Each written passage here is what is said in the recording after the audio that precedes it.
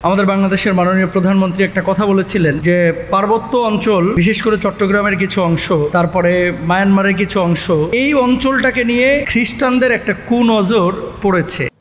Myanmar এখানে একটা খ্রিস্টান স্টেট বানাবে, বে অফ বেঙ্গলে একটা ঘাঁটি করবে, এই জায়গাটার উপরে অনেকেরই নজর। একটা মন্ত্রণালয়ের প্রতিবেদনে বলা হয়েছে গত 20 বছরে পার্বত্য অঞ্চলে 12,000 উপজাতীয় পরিবার খ্রিস্টান হয়েছে। না, আমরা বহু আগে থেকে এই বিষয়টা আলোচনা করছিলাম যে খ্রিস্টান মিশনারি যারা কাজ করছে বাংলাদেশে, তারা অনেকে অনেকভাবে কিন্তু তাদের দাওয়াতি কাজ চালিয়ে যাচ্ছে। বিশেষ করে উত্তর অঞ্চলে অনেক সময় দরিদ্র জনগোষ্ঠীকে টার্গেট করে তারা কিছু টাকা পয়সা দিয়ে ধর্মান্তরিত করে, অনেক সময় 2টা ছাগল দিয়ে তাকে খ্রিস্টান বানিয়েছে। অতীতে আমরা যখন মাদ্রাসায় পড়াশোনা করেছিলাম উত্তর অঞ্চলে এমন ঘটনা শুনেছিলাম।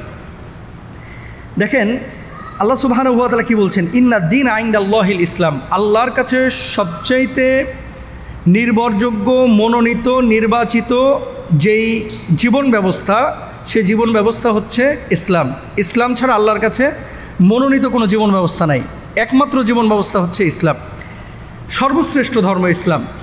খ্রিস্টানরা এই পার্বত্য অঞ্চল, মায়ানমারের কিছু অংশ, তারপরে কক্সবাজারের কিছু অংশ, এই অঞ্চলগুলোকে কেন চাচ্ছে? শুধুমাত্র এরা চাচ্ছে বিষয়টা এরকম না, বরং এই জায়গাটায় তারা একটা জোন তৈরি করতে যাচ্ছে। দেখেন, ইয়াহুদিরা যখন ফিলিস্তিনে এসেছিল, ইয়াহুদিদের যে আবাস ইসরায়েল, এখনকার যে দেশটা, এটা কিন্তু এদের আদি নিবাস, বাস এখানে ছিল না।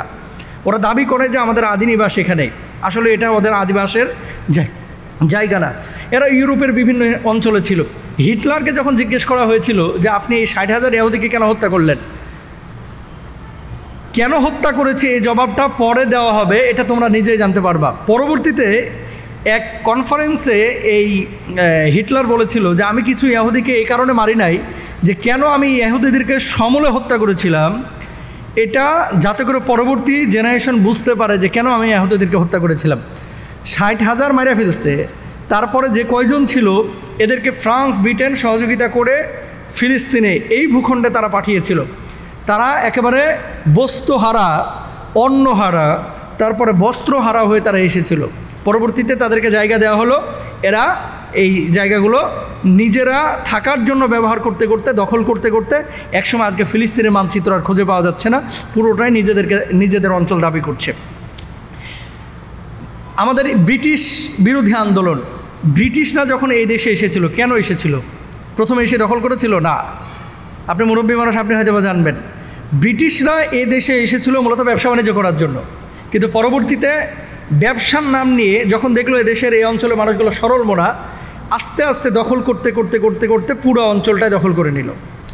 আমাদের বাংলাদেশে এই দেশের মানুষ স্বাধীনতা সংগ্রাম করে রক্ত দিয়ে লক্ষ লক্ষ প্রাণের বিনিময়ে আল্লাহ সুবহানাহু ওয়া তাআলার রহমে শাহাদাতের তামান্না নিয়ে তারা মুক্তিযুদ্ধ করেছিল এবং এই দেশকে স্বাধীন করেছে। এই স্বাধীনতা, সার্বভৌমত্ব রক্ষার জন্য এদেশের আলেম ওলামা যথেষ্ট সচেতন। এবং মাননীয় প্রধানমন্ত্রী গতকালকে যে কথাটি বলেছে যে খ্রিস্টানরা তাদের একটা স্টেট চাচ্ছে বা একটা ভূমি চাচ্ছে, যে জায়গা থেকে তারা এই অঞ্চলের নেতৃত্ব নেবে বা এই অঞ্চলটাকে শাসন করবে। এবং এখানে যারা বিশ্লেষক তারা বলে যে এরা কারা, এরা কিন্তু কালো চামড়ার লোক না, সাদা চামড়ার লোক। তার মানে বুঝতে বাকি নয় যে পশ্চিমা বিশ্বের কেউ এটাকে টার্গেট নিয়েছে। বঙ্গোপসাগরে একটা ঘাঁটি তৈরি করতে চাই, কক্সবাজারে একটা ঘাঁটি তৈরি করতে চাই, অমুক দ্বীপে একটা ঘাঁটি তৈরি করতে চাই। এই ঘাঁটি তৈরি করার মানসিকতা মনে রাখতে হবে, একটা দেশে যখন অন্য দেশের সেনাবাহিনী ঢোকে, সেই দেশের স্বাধীনতা পরিপূর্ণভাবে আর থাকে না। আপনাকে প্রমাণ দিচ্ছি, নেন। জর্ডানের দিকে তাকান, ফিলিস্তিনের পাশের দেশ, এখানে কিন্তু পশ্চিমা বিশ্বের সেনাবাহিনীরা আছে। ইরাকের দিকে তাকান, পশ্চিমা বিশ্বের সেনাবাহিনী আছে। সৌদি আরবের দিকে তাকান, পশ্চিমা বিশ্বের সেনাবাহিনী আছে। তা আমার ভূখণ্ডে আরেক দেশের সেনাবাহিনী যখন কেউ ঢুকে, এই ভূখণ্ডের সামান্য কিছু স্বার্থের জন্য একটা বৃহৎ স্বার্থকে বিসর্জন দিতে হয়। কিন্তু বাংলাদেশে আলহামদুলিল্লাহ এরকম কোনো বিষয় এখন পর্যন্ত প্রত্যক্ষভাবে ঘটে নাই, পরোক্ষভাবে কিছু কিছু জায়গায় যারা এরকম বলে, কিন্তু প্রকাশ্যে এই বিষয়গুলো এইভাবে প্রকাশিত হয় নাই। যারা এই সাদা চামড়ার লোক, বিশেষ করে পার্বত্য অঞ্চলের এই জায়গাগুলো দখল করতে যাচ্ছে, এরা মূলত কি চায়? ইসরায়েল যেভাবে দখল করেছে এই অঞ্চলগুলোকে, সেভাবেই তারা এই অঞ্চলগুলোকে দখল করতে চায়। কারণ আমাদের অস্ত্র কয় টাকার আছে, আমরা সমরাস্ত্রে দুর্বল, আমরা প্রশাসনিক ক্ষেত্রে দুর্বল, অস্ত্রশস্ত্রে দুর্বল, আমাদের পারমাণবিক বোমা নাই, কিন্তু ওদের বর্তমান বিশ্বে যে পরিমাণ পারমাণবিক বোমা আছে, বিশেষ করে মোড়লদের কাছে, সারা পৃথিবী ওরা বলতেছে 21 বারের ওপরে ধ্বংস করা যাবে, নাউজুবিল্লাহ। তো এই পারমাণবিক বোমাগুলো কারা বানায়? যারা বানায় তারা আবার মানুষের অধিকারের কথা বলে। খেয়াল করেন, একদিকে ফিলিস্তিনে গাজায় শত শত মানুষকে হত্যা করতেছে, আবার ওরাই জাতিসংঘে গিয়ে তারা মানবতার ভুলিয়া ওড়াচ্ছে। তার মানে কি, গাজায় যে সমস্ত মানুষগুলোকে মারা হচ্ছে এরা মনে হয় পাখি, মানুষ না। আর যখন ওদের অঞ্চলে কাউকে মারা হচ্ছে, ইউক্রেনে যখন মারা হচ্ছে, তখন ওখানে মানবাধিকারের প্রচুর স্লোগান উঠতেছে। তো সারা বিশ্বব্যাপী আসলেই এদের টার্গেট মনুষ্যত্ববোধ বা মানবতাবোধ না, এদের টার্গেটটা হচ্ছে ইসলাম এবং মুসলমান। এজন্য মুসলমান যখন আক্রান্ত হয় এরা চুপ থাকে, আর ইসলাম যখন আক্রান্ত হয় এরা চুপ থাকে। ওদের ধর্ম, খ্রিস্টইজমে কেউ বিশ্বাসী অথবা ওদের ধর্মে কেউ বিশ্বাসী, এরকম কেউ যখন আঘাতপ্রাপ্ত হয় তখন তারা একসাথে গর্জে ওঠে। আজকে সারা বিশ্বের মুসলমানদেরকে একত্রিত হতে হবে। স্বাধীনতার জন্য এদেশের মানুষ, লক্ষ লক্ষ মানুষ বুকের তাজা রক্ত ঢেলে দিয়েছে। আমি এবং আমরা যারা ইসলামিক স্কলার আছি, আলহামদুলিল্লাহ, এই খ্রিস্টান মিশনারি যারা এই বাংলাদেশে, খ্রিস্টানরা যারা কাজ করছে, দেখেন আপনি ইসলামের সৌন্দর্য যেমন অন্য দেশে অন্য এলাকায় গিয়ে দাওয়াত তাবলীগের কাজ করেন, আপনি অন্য এলাকায় গিয়ে ইসলামের দাওয়াত দেন, যেমনইভাবে আপনার অধিকার আছে। একজন খ্রিস্টান সে যদি কারোর সামনে এসে ইসলামে তার ধর্মের সৌন্দর্য তুলে ধরতে চায়, সে তুলে ধরতে পারে, এটা সামাজিক তার অধিকার। ইসলাম এবং অন্য ধর্মের বিষয়গুলো, ইসলাম তো সুন্দর ধর্ম, শান্তির ধর্ম, আপনি যখন ইসলামের সৌন্দর্যগুলো তুলে ধরবেন একজন মানুষ এফেক্টেবল হবে। খ্রিস্টানদের যে ধর্ম, এই খ্রিস্টান বা খ্রিস্ট ধর্মে এখন যারা বিশ্বাসী, এই সমস্ত মানুষগুলোর তাদের পূর্ববর্তী কিতাবগুলোকে কাটছাঁট করে ফেলা হয়েছে। এই জন্য দেখবেন খ্রিস্টানদের মধ্যেও কিন্তু বিভিন্ন গ্রুপ এখন আছে। কেউ কেউ একটা বিষয়কে একভাবে উপস্থাপন করে, আরেকটা বিষয়কে আরেকভাবে উপস্থাপন করে। জর্ডানের সফরে একটা জাবালে আমি গেলাম, জাবালে নিদা সম্ভবত। ওরা বলতেছে খ্রিস্টানরা যে এই জায়গাটাই মুসা আলাইহিস সালাতু ওয়াস সালামের কবর।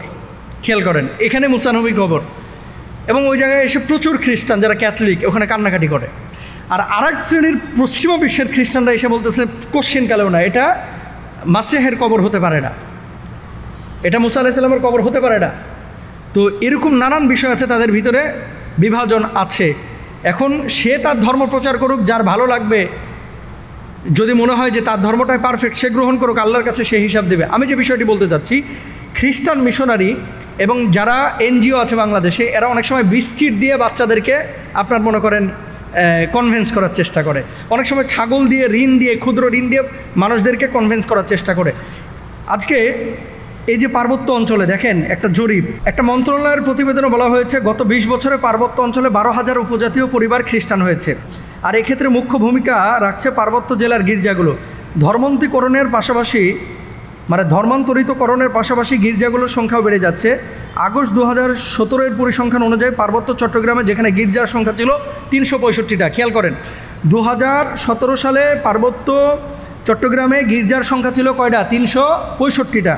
আর 2020 সালে আগস্টের মধ্যে বৃদ্ধি পেয়ে 365 থেকে এই গির্জার সংখ্যা দাঁড়ায় হচ্ছে 440টায়। কারা করলো? টাকা পাচ্ছে কোথায়?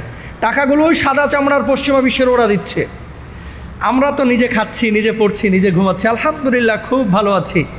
মনে রাখবেন, এদেরকে যদি এখনই প্রতিহত না করা হয়, এই সূক্ষ্ম ষড়যন্ত্র এগুলো যদি এখনই স্মার্টলি হ্যান্ডেল করা না হয়, তাহলে হয়তোবা ওই অঞ্চলগুলো যে অস্থিতিশীল অবস্থা আগে থেকে চলে আসছে, মূলত এই অঞ্চলগুলো এরা একসময় দখলে নিয়ে আমার বাংলাদেশের স্বাধীন সার্বভৌমত্বের উপরে এই হায়নাদের কালো থাবা পড়বে।